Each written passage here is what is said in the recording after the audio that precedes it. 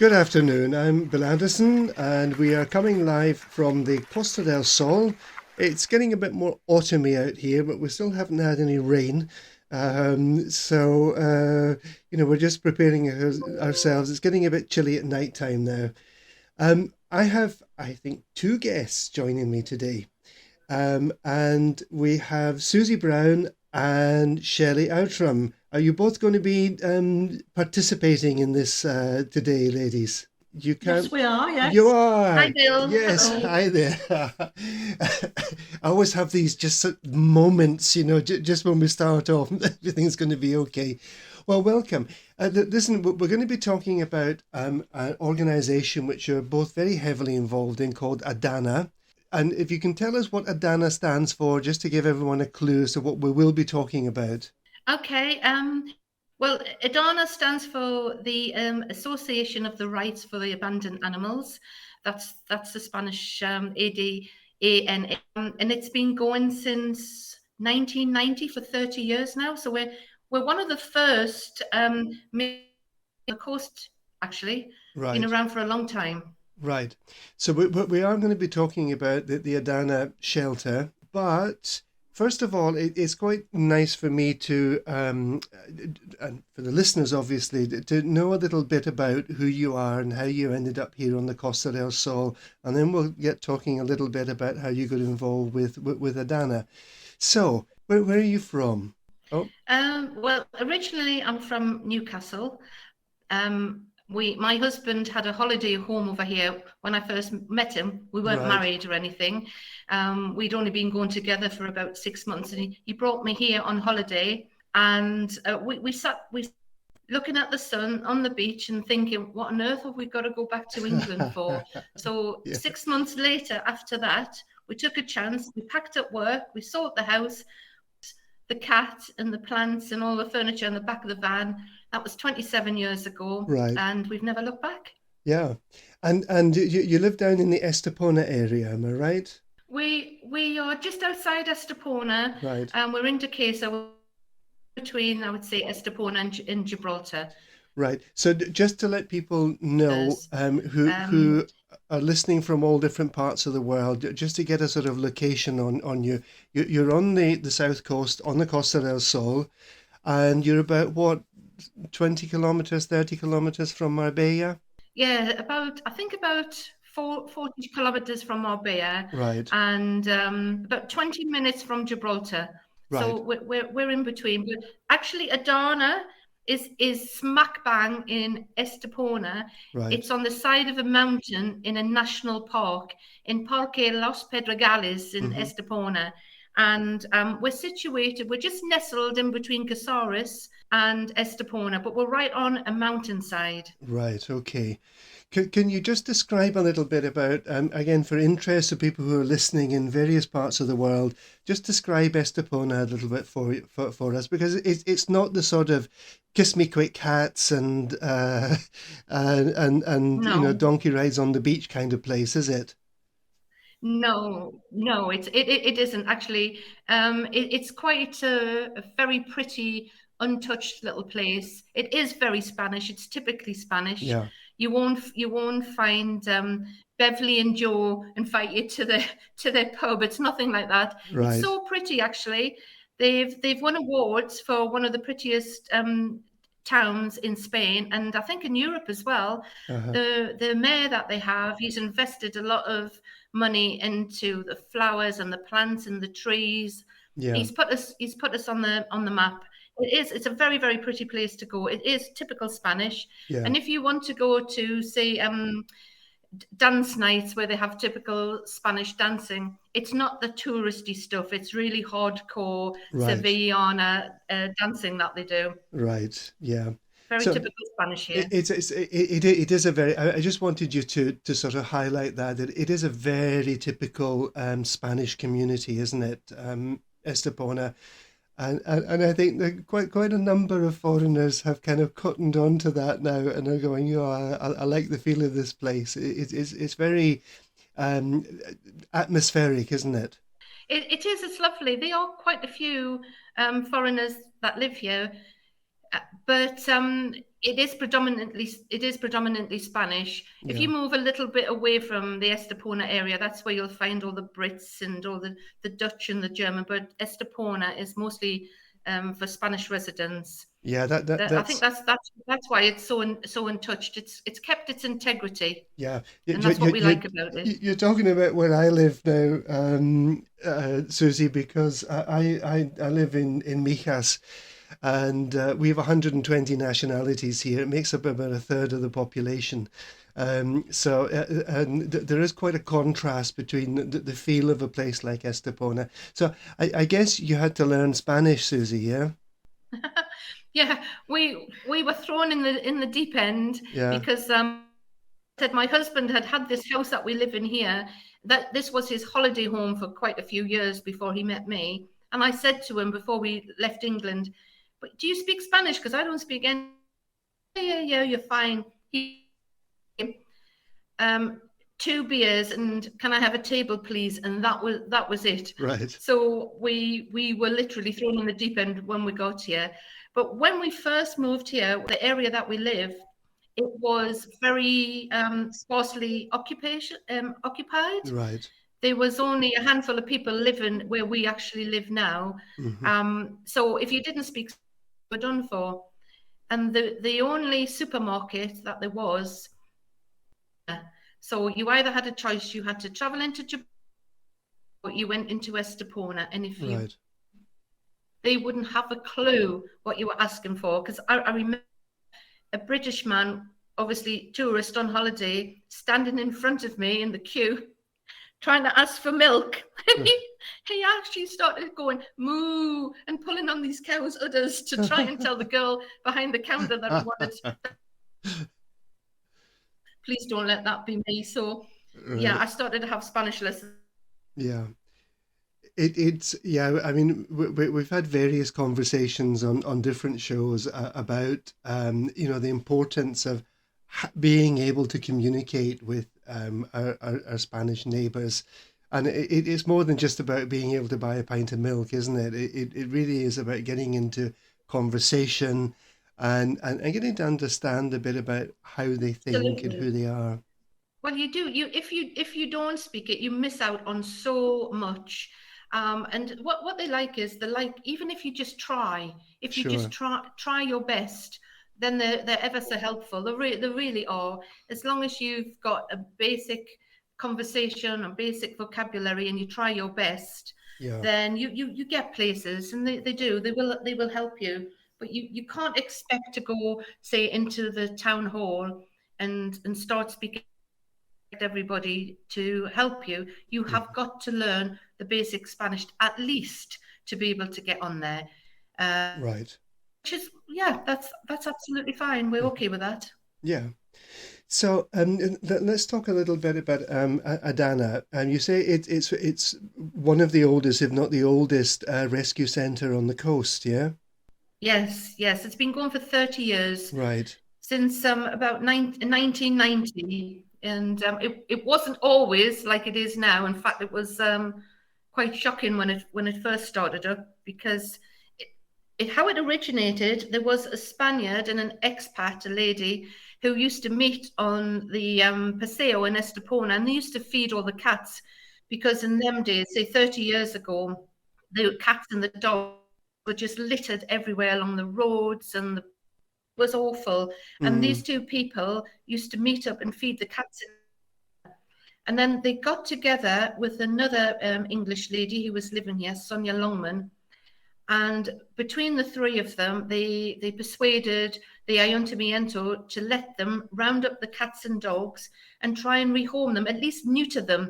Because at right. the time, like I say, 30 years ago, the town hall's idea of keeping the number of cats and dogs down was to poison them, Mm, which was horrendous. It was absolutely horrible, but that's how they did it.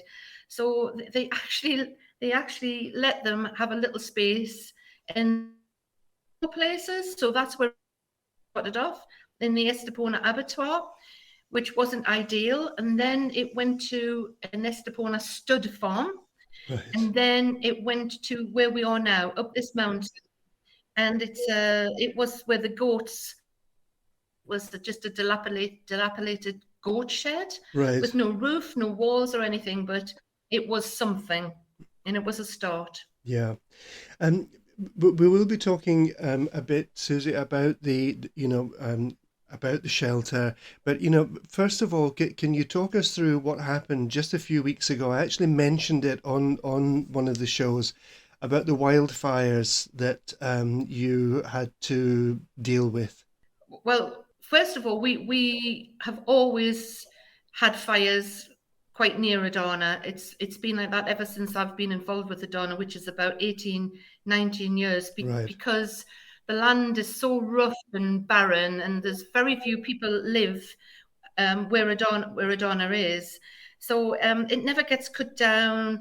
The vegetation dies and it's dry. So it's like it's such an easy way to start a fire. So we were quite used to having fires around us. I wouldn't say we were So we liked it, no. but it was it's a horrible situation, but we were used to having fires around us. But this fire, nobody ever along this side of the coast has ever seen anything that they've ever had in the history of Andalusia, on the mountain range just behind us at Adana. And it spread right through 3 villages, which had to be evacuated. Right. And I think 800 people were evacuated from their houses, and some were living on the beach for a few days. But what separated us from the fire was a tiny little ridge and the Hmm. wind. The Right. wind was blowing in, I'd say, the right direction. Not great for the people who were getting exposed to the fire, but the wind and this little ridge above us was keeping the fire away from it. So I would say for a good 4 days, we could see it. We could see the fire from where we were. We could hear it. Mm. We could hear all the trees popping. You could hear the fire crackling. Yeah. But that little ridge was keeping us from getting burned. Yeah. I But think. the Sunday morning, the wind changed. It just came hurtling down the mountain range towards us, and that's when all hell broke loose on the Sunday morning. But we'd had a mini evacuation plan put together, because we'd had a few days watching this fire, but never ever thinking that we were going to have to like tell everybody to come and collect what's going to happen to us. But my husband and I actually slept for 3 nights prior to this fire hitting us in one of the pens, so we could watch the fire, Right. just to make sure that it wasn't coming down towards us, because there was no way Hmm. we could have evacuated those dogs on the night time. It wouldn't have worked out very No. well. So we sat there every night watching and making sure that it stayed away from us until the Sunday morning. The wind changed and it just came down the mountain. Uh-huh. Yeah, I think for people who live in areas where this is not an issue, I think it's important to stress just how frightening these things are. My wife and I, we live in the countryside as well, and we've been evacuated a couple of times from our house over the years that we've been here. But it is really quite a scary thing, isn't it, to see this wall of fire coming towards you, and really just being dependent on which way the wind blows as to whether it comes to you or goes somewhere else. Well, the one of the problems that we have as well at the Donna, there's literally one road out. That's it. The Right, one road takes you in and takes you out, and it's a little windy campo road right, at best at times. So we're very vulnerable, really vulnerable up there. right. Sprinkler system. The only saving grace that we had is that we had the town hall to come and do a fire break. Okay, And literally just a couple of weeks before the fire hit, they finished doing the fire break. Now, we've been asking for this fire break for 4 years, and this right, is the first time they've actually done it. And done it, it would be a different ending to this story. We had people all over the coast who I'd telephoned prior to say, do have to evacuate. I don't think we will, but if we do, have you got a spare garden? So I knew roughly who was going to be taking what dog. right. But it's one of those things which I wrote a little story about. You can't ever plan this properly. You get one chance to do it, and you've Right. got to get it right at that one chance that you get. If you Hmm. don't get it right, well, it would be a disaster. Yeah. And what was the refuge eventually directly affected by the fire, Susie? Well, yes, it was. We were very lucky that the south side, which had had the fire break done to it, all that was really burnt there was the peripheral fences. But the Right. north side, the fire swept right the way through the north side. It didn't actually hit the structure of the from that was smoke damage. When we first were allowed back in fact, the day that we were allowed back in, the whole area around us was still on fire. There was Right. about 100 fires still around the area, but they'd run out. They'd run out of manpower. They were so many people like on in the air, on the ground. They got the army in, but they were concentrating on the areas which had people living there, which we fully understand. Hmm. Um, but so it had ripped right the way through the north side, would normally be. Hmm. But the inside of the shelter, because it's made of brick, filthy. It was like a huge black stinky chimney when we got Right. back. It smelt like 1,000 burnt bacon sandwiches when we first got back in there. And I know but it was really odd because you don't actually see Adana until you drive right to the top and turn a bend, and on that Right. last bend you get to see the shelter. And it was when we first saw it amongst all this black smolden wreckage, our little pink building was still standing there with the little faded Adana written on it, and it was so Right. emotional. Yeah. Nobody could believe it. And I think that blew us all away. Yeah. It was still standing. I think, Bill, what Susie hasn't mentioned, which was a great achievement, that we rescued every single dog. Every single dog was taken out of the shelter that morning Yeah. and given to the fantastic people who Susie had arranged to have them fostered with.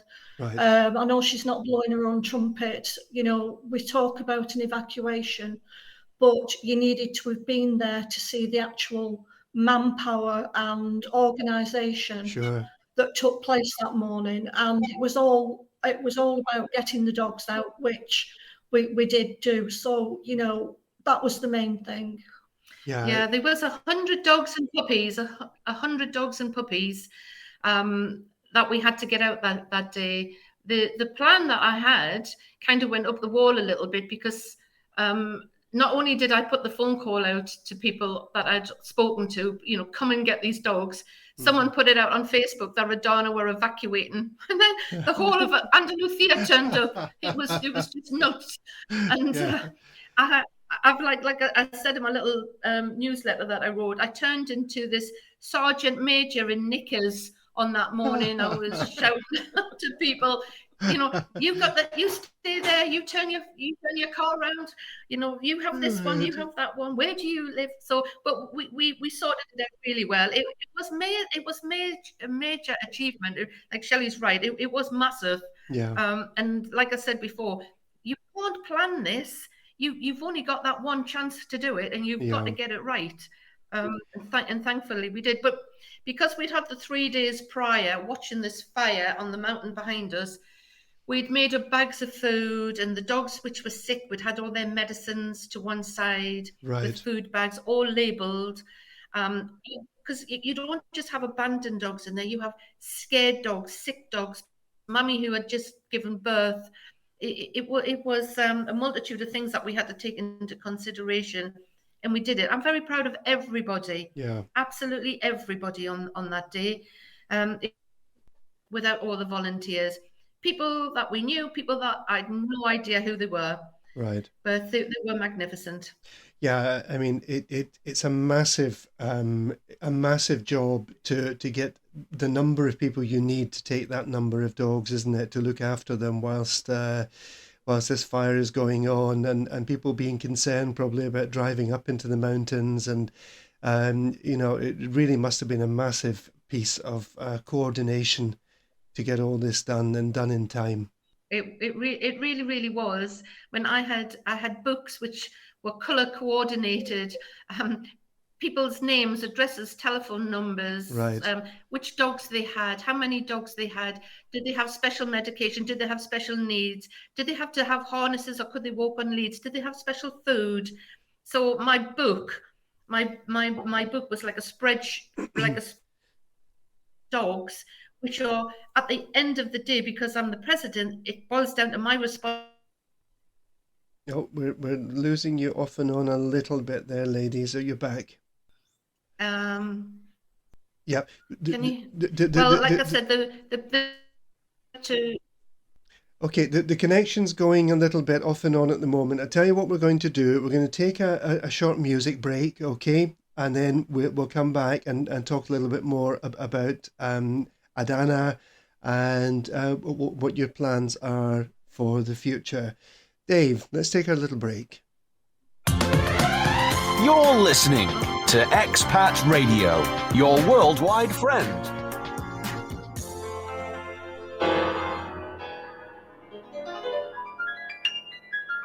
Welcome back. This is Expat Radio. I'm Bill Anderson, and we are coming live from the Costa del Sol with my guest today, Susie Brown, who is the president of Adana, which is a dog rescue centre and rescue and adoption centre. And she's also joined by Shellie Outram, who's filling any gaps that we have there. Shellie, thank you. So, Susie, you've been telling us. Yes, I am. You've been telling us about this wildfire, which really was very, very severe. I've been following it very closely in the news. Fortunately, we eventually got some rain on the mountains, didn't we? And it put it out. Well, yes, a little bit too late, because by this time, apart from our main building, we'd lost everything else. We'd lost the outer building, which we stored absolutely everything. Right. We lost our water pipes into the mountain where we get our water from. Right. We'd lost the outer fences, which meant we couldn't get the dogs back because they could escape. Right. It had all been burnt through. And in the outer buildings where we used everything for storage, it was things like our spare pumps, our spare generator, or the dogs' thermal kennels for winter, things which we're just remembering that we had in there now.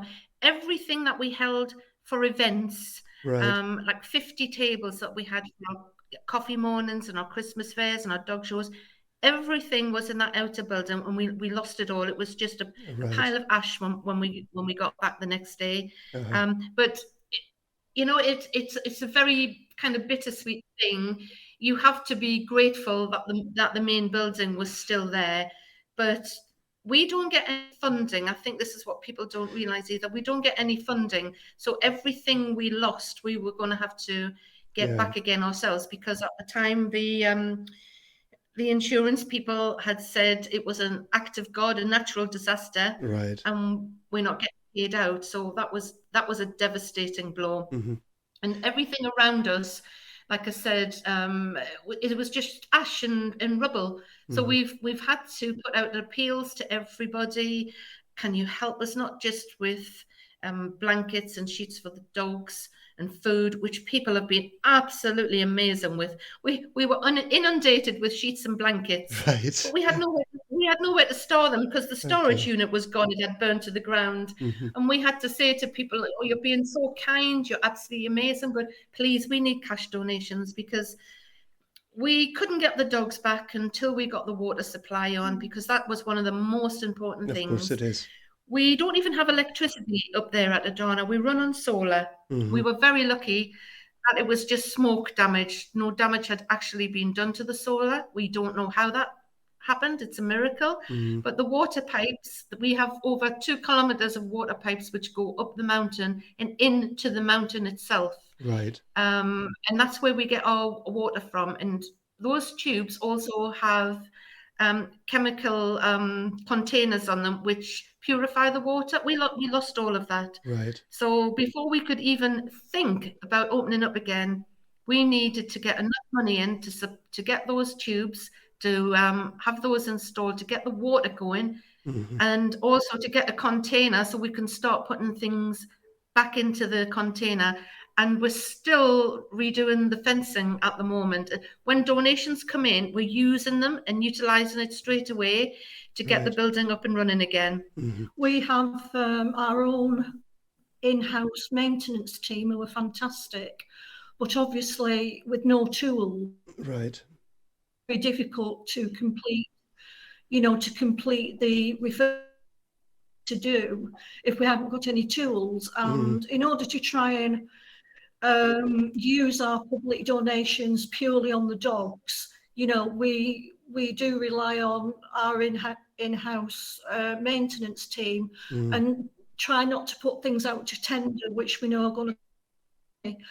So at the moment, it's sort of the non-glamorous that we need, such as drills, nails, tin roofs, you name Right. it. So if there's anybody out there that can supply us with, the glamorous part of Adana, Sure. then, be very grateful. Yeah, so if anybody out there Well, has got some tin roofs and nails and things, we need to get them down to Adana. Well, one of the good things is, if you always have to find a silver lining on a black cloud, and one of the good things that happened with all the dogs going out to foster was a lot of people fell in love with the dogs that they were looking after. So we've had over 20 dogs now adopted from the people who were fostering them. Right.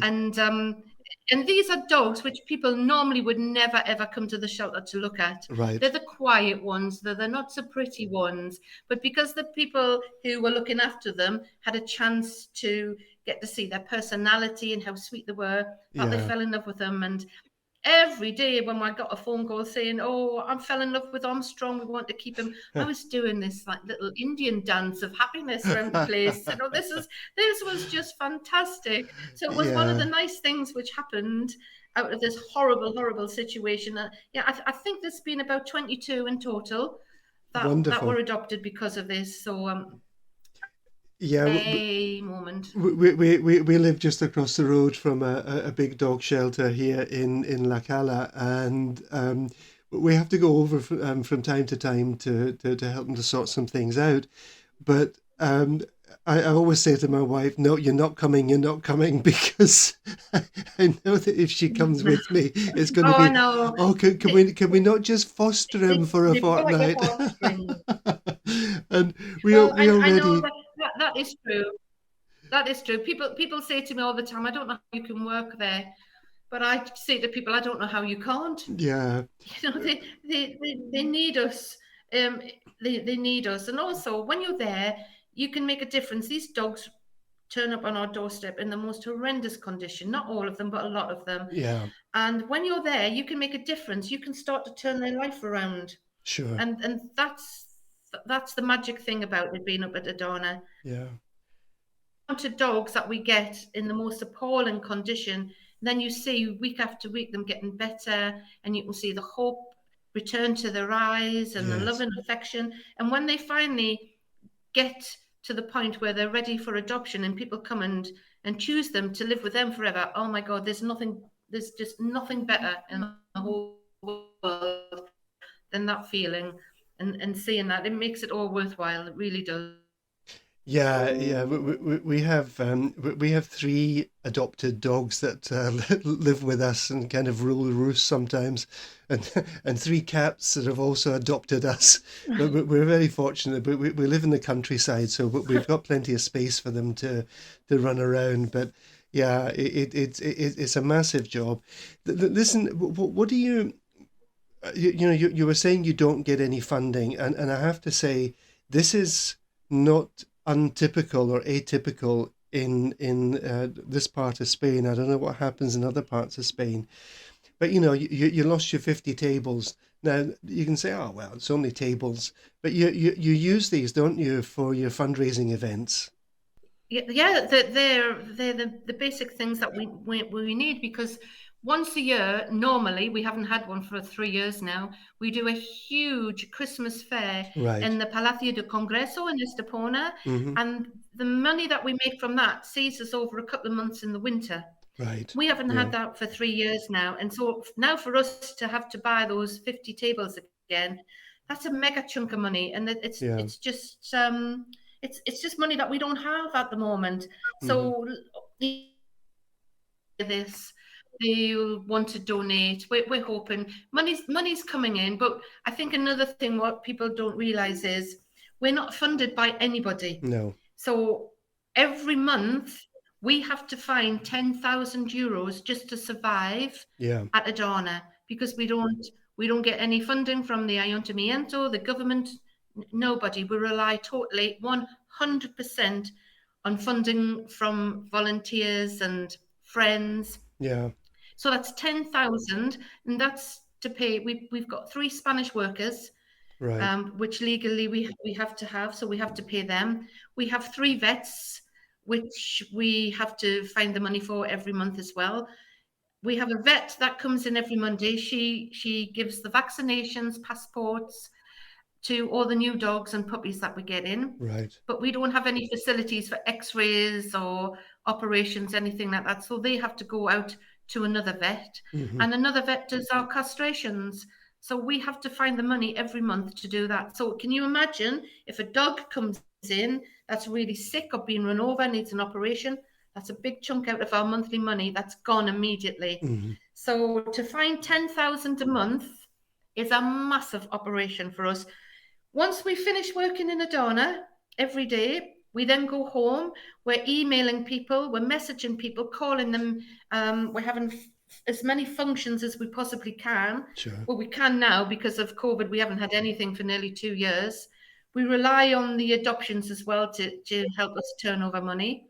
Shellie is our PR lady. She goes out and meets people, the public, all the time. She gives lectures, she explains where the money goes to, why we need the money, especially now, because we're not in a normal circumstance. We've lost almost everything. Yeah. And also, which is a major factor, which not a lot of people know, we do not have what is called the zoological license. Now, that zoological license gives us the permission to be there 100% legally and take in any dogs. Right. Because at the moment, we can only take in dogs which don't have microchips. We can't take in PPP dogs, which are the dangerous breed dogs as well. Okay. So in order to get that license, we've had meetings with OCA, which are the head of the veterinary organization on Andalusia, the Ayuntamiento, the Junta de Andalusia. We have constant meetings with these people, and they've came up with the suggestion of if we have to get this license, we have to do several alterations to the shelter to bring it up to standard. Right. So we have to have a new roof on the south side, a new sewage system, and a new drainage system. Right. And in order to get all 3 things, we have to raise €170,000. So, like I said to the man in Ocker when he phoned me up the other day just after the fire, why haven't you done this? I said, well, if you've got a magic trick where you know something that I don't, how to raise €170,000, would you please share it with me, because it's evading us. We still got to find the 10,000 to every month. We've now got to try and replace everything we've lost. So you start adding that up, Bill, that's a hell of a lot of money that we're trying to get a hold of. It's a lot of money. Even if you say it quickly, it's still a lot of money, isn't it? Oh, it's a horrendous amount of money. And considering we don't have our dog shows anymore, we don't have the Christmas fair, we coffee mornings and little events to keep us going. The public have been absolutely amazing. They've done weird and wonderful things for us. Someone's going to be doing a zip lining in a few weeks' time for us in Alarin El Grande. Yeah. We've had people doing online Keep Fit. We've had coffee mornings, quizzes, doggy disco. Raffles, a doggy disco, which was fantastic. And one of the things that we've got at the moment is we've got a Christmas raffle. Now, we're really hoping that this Christmas raffle will take off and bring in some money for us, because we're desperate. We desperately need it. Apart from getting on my hands and knees, I can't plead anymore to the public. Yeah. If they think they can sell some raffle tickets for us, get in touch with us. If they want to buy some themselves, please get in touch with us, because even if you give us a €20 donation, it's €20 we didn't have that morning. Sure. And that's the way that we have to look at things. Yeah, and if people if people want to get in touch with you, probably I think the simplest way over the radio at least is just to go onto Facebook, isn't it? And type in Adana, Yes, well, Adana, just how it sounds, absolutely. and that would put Adana, them in touch with Give a you. Dog a Home is the Facebook account. Right. Well, we have, if you go on our website as well, Bill, on the website, it's got several phone numbers on. You can phone the shelter, you can phone the shop, you can email me, you can get in contact with, we've got the treasurer, we've got the secretary, we've got Shellie, we've got the events coordinator. There's several people that you can actually get in touch with if you want to make a donation. Yeah. You can pay straight into our bank account, buy a raffle ticket, come and make a donation at the shelter, come and visit the shelter. That would be fantastic, and see where the money actually goes to. Sure. I've just literally just gone into your Facebook site, and if people go in there, they've got basically everything, including your website, contact details. So I think probably just the simplest way, Adana. If you type Adana in Facebook, you'll get Adana Estepona, Give a Dog a Home. And if you would like to contribute to some of these costs, ladies and gentlemen, please do this. Spain is a great country to live in, but I think it still has a long way to go in terms of care for animals. What do you think about that, Susie? Well, that is absolutely true. I have seen a massive improvement in the 27 years I Sure, lived here.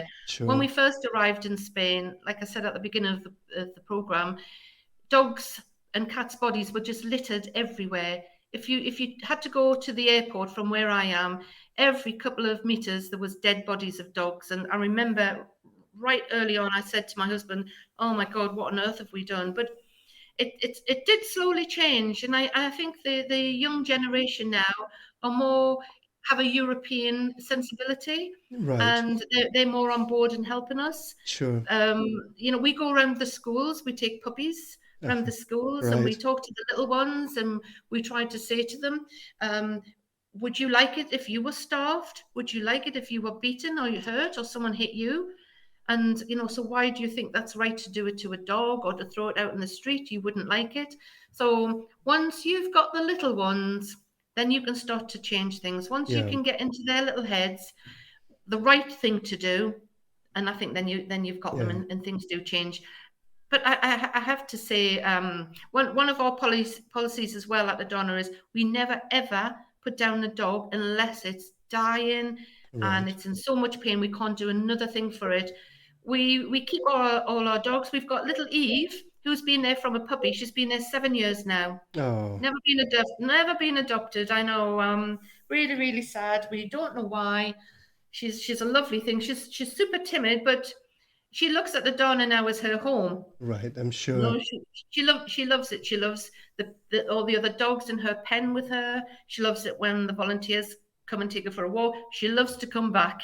She loves to come back to Adana after being for a Uh-huh. walk. So we must be doing something right. Yeah, yeah. It's changing a way of thinking is not something you can do overnight, is it? It's something that No. it's almost a drip feed until people decide for themselves, yeah, it's time to change the way we think about this. But it is, as I say, it's a beautiful country, Spain. I love living here. For me, Spain is home.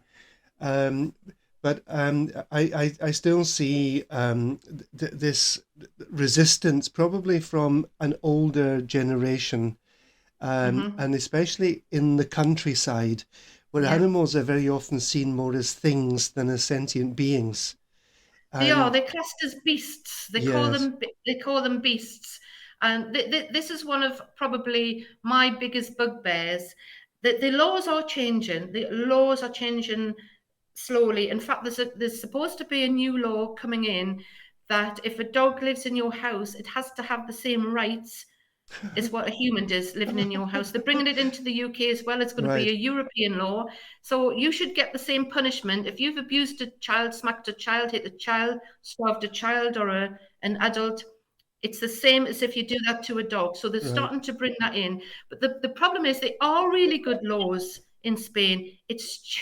It's just enforcing them. Yes. It's Yeah. just enforcing them, because we have a problem where we are, and I can only speak from where we are. Mm. If a dog's been abandoned or left chained up in a garden and someone reports it, you'll get the Policia Local and they say, oh, it's a Guardia Civil. You go to the Guardia Civil, oh, it's a Policia Nacional, Yeah, or it's the Prona. They like to pass the buck. Pass the parcel round. And Yeah. that's one of our biggest problems. And I've said to people quite often, if we had an association like they do in the UK, the RSPCA, I would give up my job at Adana in a heartbeat to go and join them, because the amount of people who abuse animals and get away scot-free is diabolical. Mm. And I'm not saying I'm an evil woman, but I'd like to see justice done for these animals. And I this is what I really, really like. I mean, whether or not I'm working at Adana in 10 years' time, I hope I am. But I would like to see this law enforced. That's the thing. We have fantastic laws; they're just not enforced. Right. And to me, that's the biggest change that we need to do. Sure. And I'm just going to turn this one on its head here, Susie, Shellie. If dogs have the same right as the humans, I think I would like to have the same rights as my dog in our home. Yeah, we all say that. Yeah, we all say that. So it is really funny, because me and my husband are falling to pieces. We've got broken bits and pieces everywhere. And if my cat loses an eyelash, it's like, oh my God, I've got to take it to the vet. It's lost an eyelash. Me and him, like, we've got broken arms, broken legs hanging off, and it's like, oh, you'll be all right. Yes. Yeah, but I think, seriously, what you're saying is true. It's not that there are bad laws or that there are no laws, but actually getting to the right people to make sure these laws are enforced isn't really a very simple thing. And this is not just something that we see with animals here in Spain. We got a problem. I contact the local chief of police, and he says, oh, no, it's not my problem. You need to talk to the Guardia Civil. And the Guardia Civil say, oh, no, I talk to the local police. That's their problem. And this pass the parcel thing, I think, because we have almost like 3 police forces here in Spain. And they all do have their roles, but sometimes just getting to the right one or to the right person that will actually take things forward, it can be quite difficult, can't it? It is. I think what you have to do is get to know your rights, get to know who's supposed to do what, get to know your rights, and stand there and make sure that you say to them, I know this is your job, and I know that you're supposed to enforce this, and it's your duty to come with me now to look at this situation. Right. And you just be a pain in the bum. I think that's the only way to to do something. You just stick to it and say, I know my rights, and you have to do this. But sweetly. Yeah. And you finally get there. We have just started to build up a really good a rapport with Manilva Police, Casares Police, and Estepona Police. We didn't have this before. Yeah. So now we've got this really, really good rapport with all 3 of them. So in the past, when they were given an abandoned dog or they found an abandoned dog, it would immediately go to a place where they'd be there for 10 days and put to sleep. Now they call us. Right. So they're coming into us. And even I've been called out to a house with a young policeman where he said these 2 dogs have been locked here for 3 weeks. The owner's gone. And I want to denounce them. And those words coming from that policeman, I want to denounce them. Oh my God. Yeah. I could have kissed him. But I was over the moon. It is very true, though, that here, probably even more so than in the UK, personal relationships with the right people in the right positions very often is what you need. It's a cliche to say it's not what you know, it's who you know. But actually, it is true, isn't it? That, you get the right people in the right place and you can get things done. You talk to the wrong people. It's true. Yeah, it is. It's absolutely true. We've just had a situation last week where these 2 dogs have been tied up in a garden. The owner's there. The condition is beyond appalling. The neglect and the abuse is something that you should never have to witness. It's diabolical. And the person who found these dogs sent us an email. And what a lot of people don't realize either, we have no rights. Adana and me personally, the people who are on the committee have no rights to enter anyone's house or building Of course to not. take away the dogs. We don't have that right at all. I wish we did. But we don't. So we have to rely on the public to denounce these people. So Sure. in this occasion, this is exactly what's happened. These people have stuck to their guns, but they just happened to know the head of Soprona, Right. the head of the police in Malaga, who owed them a favor. Right. And it really came down the line that something was done. Now, the dogs were taken away from these owners and they're going to be prosecuted. Right. To me, this is absolutely fantastic. This is like a bit of history happening, because I haven't known anybody actually yet to be prosecuted. But they should, what they've done to these dogs, throw them in jail and throw away the key. Right. We won't show photographs. I won't tell you. I won't be graphic or anything. But No. it's abysmal. Yeah.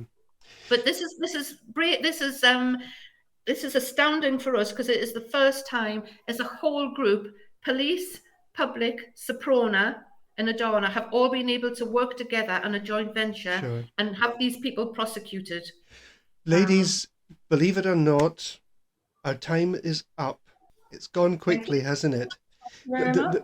Thank you for having us on, Phil. Oh, you're Thank very you. welcome. Listen, just before we go, let me say again, Adana, just the way it sounds, Adana, Estepona, Give a Dog a Home. If you look it up on Facebook, and if you would like to help out this this wonderful association here in Estepona that really has been hit very hard by these wildfires, please, give anything you can just to help them out.